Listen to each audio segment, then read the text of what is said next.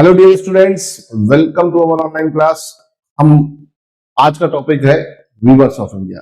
Reverse of India का part 2 आज हम डिस्कस करेंगे और इसमें हम डिस्कस करेंगे पेनिनसुलर इंडियन रिवर, है ना। लास्ट क्लास में बच्चों हमने बात करी थी कि भाई इंडियन रिवर सिस्टम को हमने दो हिस्से में बांट रखा है, एक हिमालयन रिवर सिस्टम है, दूसरा पेनिनसुलर रिवर सिस्टम।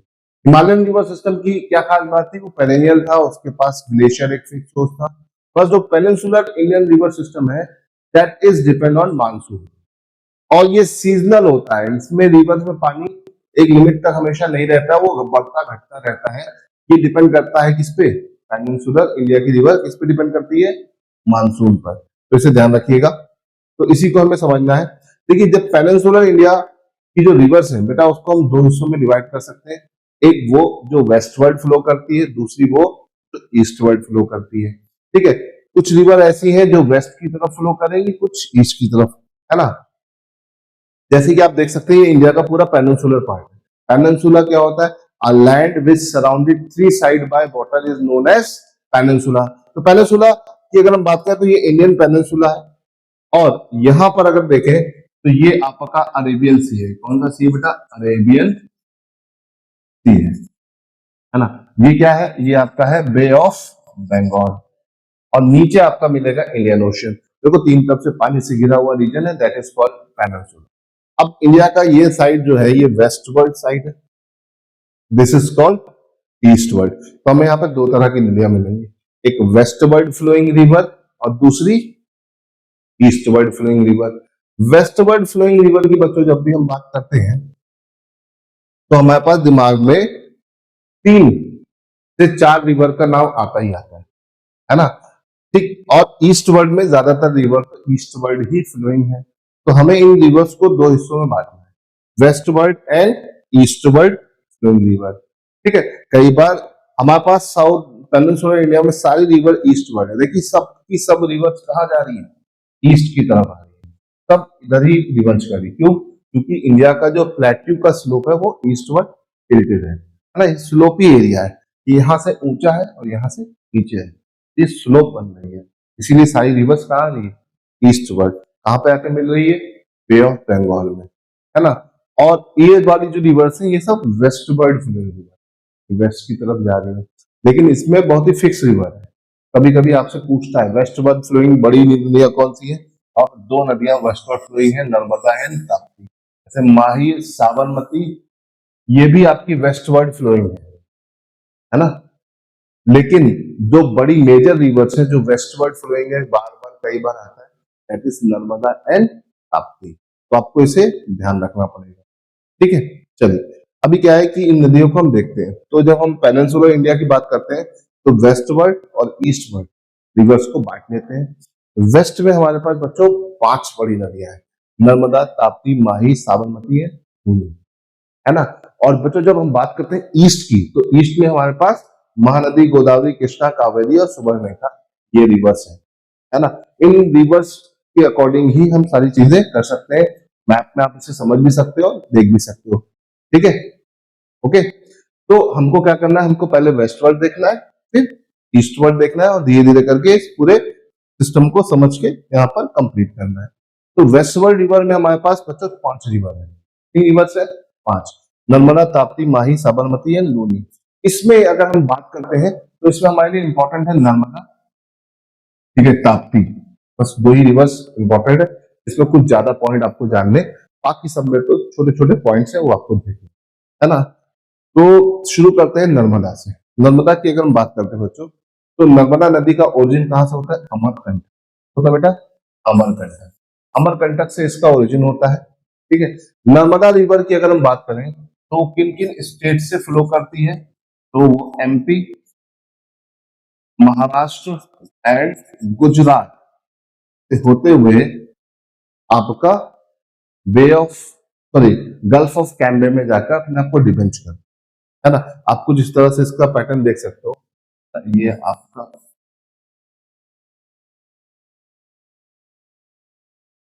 तो ये इस तरह से होते हुए ऐसा, ये गल्फ ऑफ कैम्बे का रीजन यहाँ पे आकर डिवेंच करती है। ठीक है, अब जब ये रिवर्स आगे बढ़ती है तो देखिए खास बात क्या है, यहाँ पर ऊपर आपका विंध्याचल है, माउंटेन रेंज, और नीचे आपकी सतपुरा माउंटेन रेंज है। तो विंध्याचल और सतपुरा के बीच से होते हुए ये रिवर आगे बढ़ती है। आपसे पूछ सकता है वो कौन सी रिवर है जो विंध्याचल और सतपुरा के बीच से जाती है? आंसर सिंपल सा है, बहुत ही कॉन्सेप्चुअल और इजी क्वेश्चन है, आपको सिर्फ पता होना चाहिए कि भाई ऊपर क्या है, ऊपर आपका विंध्याचल रेंज है और नीचे क्या है, सतपुरा है। विंध्याचल और सतपुरा के बीच से ये रिवर आगे बढ़ती है और धीरे धीरे ये गल्फ ऑफ कैम्ब्रे की तरफ बढ़ती है। ठीक है, चलिए अब इसमें एक दो पॉइंट और है जो आपको जानने हैं। जब ये रिवर ऐसे ओरिजिन करती है, सबसे आगे बढ़ती है ना, तो इस रिवर का ओरिजिन अमरकंटक हो गया बेटा, एक ही मतलब अमरकंटक से हो गया, फिर रिवर आगे बढ़ रही है, इसकी बहुत सारी ट्रिब्यूटरीज है ना। इसमें इसकी एक ट्रिब्यूटरी है, उसका नाम है आपका शिप्रा। ठीक है, नर्मदा की बहुत इंपॉर्टेंट ट्रिब्यूटरी है, दैट इज शिप्रा। शिप्रा की बेटा बात करते हैं तो शिप्रा वो पॉइंट है, वो नदी है जहां पर कुंभ का मेला लगता है। भाई कुंभ आजकल और हमेशा न्यूज में रहता है ना। कुंभ का मेला आपका गंगा पे लगता है,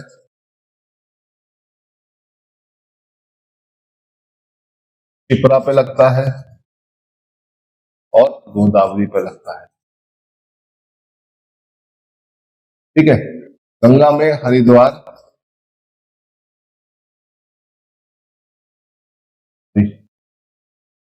हरिद्वार और प्रयागराज, शिप्रा उज्जैन, है ना, और गोदावरी मतलब नासिक, इन जगहों पर ये लगता है। तो जो आपकी नर्मदा की ट्रिब्यूटरी है कौन सी, शिप्रा। शिप्रा बहुत इंपॉर्टेंट ट्रिब्यूटरी है, यहाँ पर कुंभ का मेला लगता है ना। पहले यहाँ लगेगा, फिर 3 साल बाद यहाँ लगेगा, फिर 3 साल बाद यहाँ लगेगा, 3 साल बाद यहाँ लगेगा, वापस आने में हम 12 साल, तो इसे बोलते हैं महाकुंभ। ठीक है, शिप्रा की अगर हम बात करें तो शिप्रा रिवर के किनारे किस कौन सा शहर बसा हुआ है, that is Ujjain. Ujjain is situated on the bank of which river, that is Shipra. Okay, तो आपको ये पॉइंट्स ध्यान रखने पड़ेंगे, इन पॉइंट से आपको बहुत सारी चीजें समझ में आएंगी। ठीक है, जब ये रिवर आगे बढ़ती है तो इस रिवर के ऊपर आपके बहुत सारे डैम्स बने हैं, है ना, ओमकारेश्वर, महेश्वर, और सबसे इंपॉर्टेंट सरदार सरोवर। आपसे पूछा जाए सरदार सरोवर डैम किस रिवर पर है, दैट इज ऑन नर्मदा। कहां पर है, गुजरात। ठीक है, तो सरदार सरोवर डैम हो गया, ओमकारेश्वर हो गया, महेश्वर हो गया, all these dam are on which river, it is on Narmada river. ठीक है, इसे ध्यान रखिएगा। ठीक, चलिए ये तो बात होगी नर्मदा की। जब नर्मदा नदी और आगे जाती है तो ये एस्चुरीज बनाती है। क्या बनाती है बेटा, नर्मदा की खास बात है मेड एस्चुरीज, एस्चुरीज, है ना। एस्चुरीज आर सेडिमेंटस लैंड, और ये किस नदी के ऊपर मिलते हैं, नर्मदा। नर्मदा के किनारे आपको एस्चुरी मिलेगा, ये बहुत ही कॉमन चीज, आपको ये ध्यान रखना। ठीक है, चलिए नर्मदा के बाद हमारे पास अगली रिवर है ताप्ती। ताप्ती रिवर की बेटा अगर हम बात करते हैं तो ताप्ती रिवर का ओरिजिन कहां से होता है, इसका ओरिजिन होता है बेतुल डिस्ट्रिक्ट, कहां से होता है, मुल्ताई बेतुल। ठीक है, ताप्ती रिवर की अगर हम बात करते हैं तो ताप्ती रिवर पूरा का पूरा नर्मदा का पैटर्न फॉलो करती है। ठीक है, ये भी एक वेस्टवर्ड फ्लोइंग रिवर है, ये भी एमपी, महाराष्ट्र और गुजरात से होते हुए गल्फ ऑफ कैम्बे में जाकर डिबर्ज करती है। तो ये सारा का सारा पैटर्न इसका फॉलो करती है, नर्मदा का। That's why it is known as twin sister of Narmada, twin sister, जुड़वा बहन। तो ट्विन सिस्टर या जुड़वा बहन नर्मदा की किसे कहा जाता है बच्चों, कहा जाता है ताप्ती रिवर। ठीक है। ताप्ती रिवर की अगर हम बात करें तो इस नदी किनारे एक शहर बसा है, a city situated on the bank of Tapti river that is known as Surat. तो सूरत शहर किस नदी के किनारे बसा है? ताप्ती नदी के। ताप्ती नदी के किनारे आपका सूरत बसा है, इसे ध्यान रखिए। ठीक है। फिर हम बात करते हैं माही। माही की अगर हम बात करते हैं तो माही का ओरिजिन होता है विंध्याचल रेंज, विंध्यास, है ना, एमपी, है ना। ये रिवर विंध्याचल रेंज एमपी से होते हुए बढ़ती है। और इस रिवर की खास बात क्या है बच्चों? इस रिवर की खास बात है it cut twice tropic of cancer.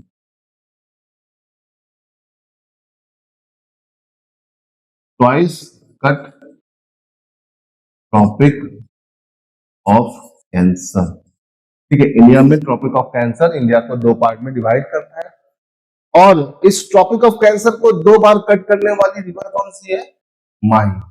माही वो नदी है जो ट्रॉपिक ऑफ कैंसर को दो बार कट कर रही है, इसे ध्यान रखिएगा। ठीक है। चलिए फिर आते हैं हम अपनी अगली नदी पे, साबरमती नदी। साबरमती नदी के बच्चों जब हम बात करते हैं सबसे पहले नाम आता है गांधी जी का। गांधी जी का नाम दिमाग में से ये रहे गांधी जी, है ना। और साबरमती नदी किनारे एक आश्रम बसा हुआ है, साबरमती आश्रम। गांधी जी ने स्टैब्लिश किया था, उनका आश्रम हमेशा हमेशा याद आ जाता है। तो आपसे को पूछा था साबरमती नदी का ओरिजिन, तो तुम लोग तुरंत बोले तो गुजरात। इसका ओरिजिन कहाँ से है? राजस्थान। इसे ध्यान रखिएगा। इसका ओरिजिन बेटा कहां से होता है? राजस्थान से होता है। ठीक है। ठीक, अगर कोई आपसे पूछे कि इसका ओरिजिन कहां से है, तो आपका इसका ओरिजिन है राजस्थान से। राजस्थान से ये नदी आगे बढ़ती है गुजरात, और गुजरात में इस नदी किनारे आपका साबरमती आश्रम है। ठीक है।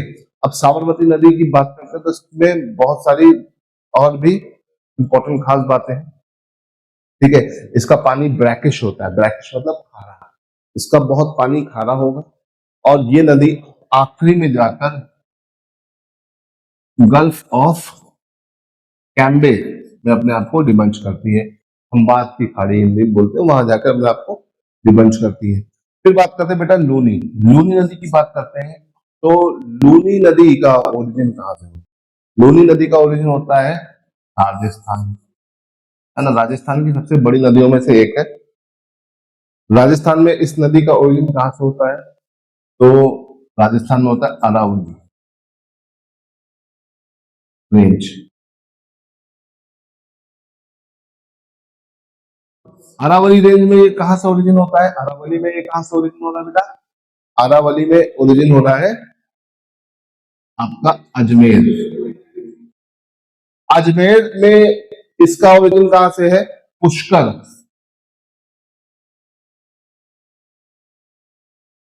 पुष्कर लेक से इस नदी का ओरिजिन होता है। ये वहां से होते हुए आगे बढ़ती है, और ये रन ऑफ कच्छ में जाके अपने आप को खत्म कर लेती है।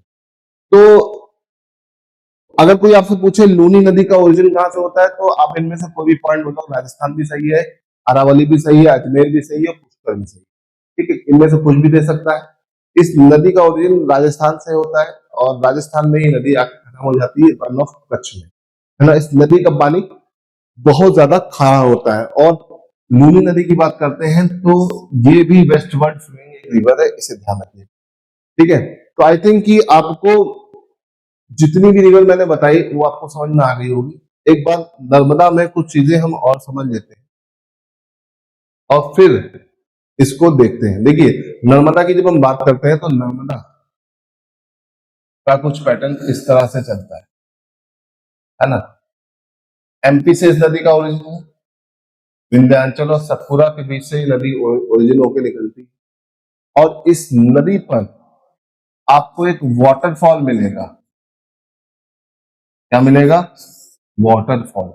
बेटा इस वाटरफॉल का नाम क्या है? इस वाटरफॉल का नाम है धुआंधार वाटरफॉल। ठीक है। धुआंधार waterfall is a very famous waterfall. और इस वाटरफॉल की खास बात क्या है? इस वाटरफॉल की खास बात है कि इसका जो फॉल है, इस फॉल से बहुत ज्यादा आपको मतलब एक बहुत नेचर फ्रेंडली एनवायरनमेंट मिलता है और ये फॉल टूरिस्ट स्पॉट है यहाँ का। तो धुआंधार वाटरफॉल किस नदी पर है? एमपी नदी पर है, याद रखिएगा।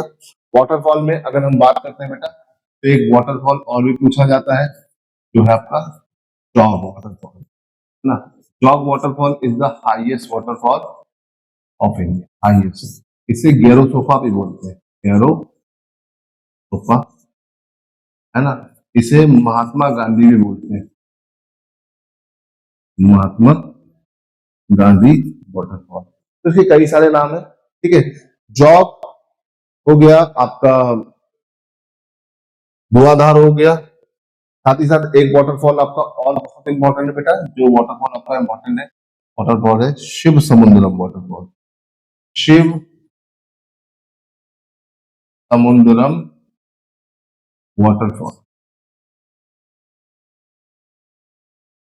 शिव समुद्र वाटरफॉल जो है बेटा श्रावती नदी पर है, श्रावती नदी पर है। और ये वाटरफॉल अपने आप में अपने हाइड्रोलिक कैपेसिटी के लिए बहुत ही फेमस है, बहुत ही जाना पहचाना नाम है ना। इसी तरह से आपका एक वाटरफॉल और है चित्रकूट वाटरफॉल, चित्रकूट वाटरफॉल। बेटा ये चित्रकूट वाटरफॉल आपका इंद्रावती नदी पर है। ये किस नदी पे था? कावेरी रिवर पर। और ये आपका है इंद्रावती पर,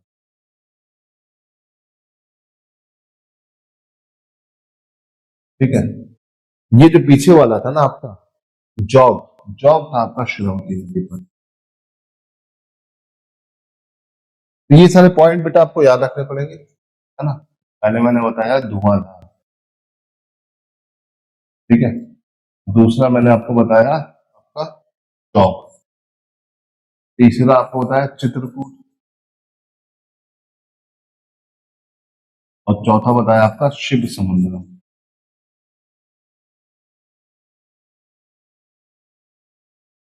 बेटा ये सारे वाटरफॉल्स आपके पेपर में पूछे जाते हैं। तो धुआंधार आपका दूसरी बात पर है नर्मदा, ठीक है। जॉग आपका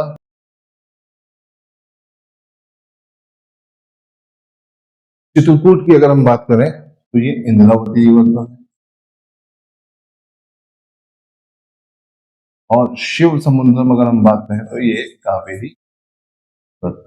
तो बेटा सारे वाटरफॉल्स आपके पेपर में पूछे जाते हैं, सम पॉइंट ऑफ व्यू से बहुत इंपॉर्टेंट है, ठीक है। और धुआंधार वाटरफॉल तो फेमस है ये, ठीक है। साथ ही साथ अगर हम बात करते हैं आपका नर्मदा रिवर का, तो नर्मदा रिवर में एक चीज और खास बात है, दैट इज, ठीक है, नर्मदा रिवर कुछ इस तरह से आगे बढ़ती है एमपी में, और इस नदी किनारे आपका कान्हा नेशनल पार्क है। कौन सा नेशनल पार्क है? Kanha national park. तो कान्हा नेशनल पार्क बहुत इंपॉर्टेंट नेशनल पार्क है, बहुत ही डेंस फॉरेस्ट में है, और वो इसी नदी के पास है, तो इसे ध्यान रखिएगा। These are some important points related to these rivers. तो बेटा हमने यहाँ पे बात कर ली है वेस्टवर्ड फ्लोइंग रिवर। हमारे पास वेस्टवर्ड फ्लोइंग रिवर कितनी थी? 5। इन 5 रिवर्स का नाम याद रखिएगा, ओरिजिन याद रखिएगा। जितना ज्यादा से ज्यादा हो सके सारे पॉइंट्स को आपको याद रखना है, अपने दिमाग में सेट करना है। चलिए फिलहाल आज के लिए इतना रहने देते हैं। Thank you so much.